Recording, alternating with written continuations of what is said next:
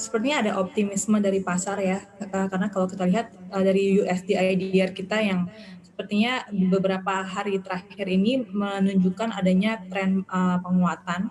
Jadi dari situ juga, lalu kita juga lihat dari stimulus-stimulus yang diberikan oleh pemerintah, yaitu stimulus satu, stimulus kedua, lalu dari Bank Indonesia pun tadi kita lihat adanya optimisme dari BI yang menyatakan bahwa, GDP kita akan, stay di level 2,3% gitu, which is ini lebih baik dibandingkan, prediksi, atau perkiraan yang, awalnya, banyak yang memperkirakan bahwa GDP kita bisa terkontraksi untuk tahun ini gitu. Jadi dengan, terjaganya nilai tukar atau stabilitas, nilai tukar kita yang terjaga dan juga inflasi kita yang terjaga, seharusnya dengan, level saat ini, IHSG kita, terlihat cukup murah sehingga, ada optimisme pasar untuk, meningkatkan, IHSG kita hari ini.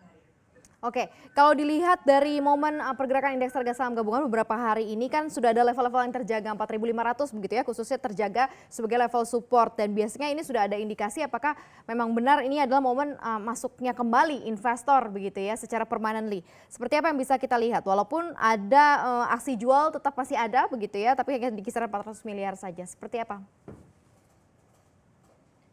Menurut saya sih untuk saat ini, IHSG itu, bergeraknya, positif tapi menurut saya masih, ada, sentimen negatif going forward yang harus kita antisipasi karena, first quarter result juga belum keluar dan sepertinya dengan, situasi pandemi saat ini di mana, banyak, pemutusan hubungan kerja untuk, Indonesian people. Jadi kita, melihat, ekonomi yang melemah ini, sesungguhnya akan mempengaruhi, permintaan atau, GDP kita juga ke depannya walaupun memang, terjaga namun, menurut, Gubernur, Bank Indonesia, namun, menurut kita, masih ada potensi untuk, koreksi ke depannya. Karena kalau kita lihat juga dari, foreign juga belum masuk, secara signifikan ke, pasar Indonesia dan hari ini, BI tidak mengangkat,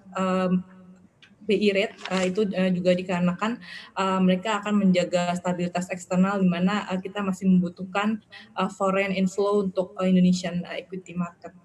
Oke, BI tidak menurunkan suku bunga tetap di 4,5% begitu ya, tetapi menurunkan, GWM begitu ya, untuk, beberapa, Iya. dari sisi perbankan begitu ya, syariah maupun, juga UBU begitu ya, dan posisi asing juga masih keluar. Ini seperti apa ini, bisa menjadi sentimen yang cukup positifkah begitu, sesuai ekspektasikah dari para analis?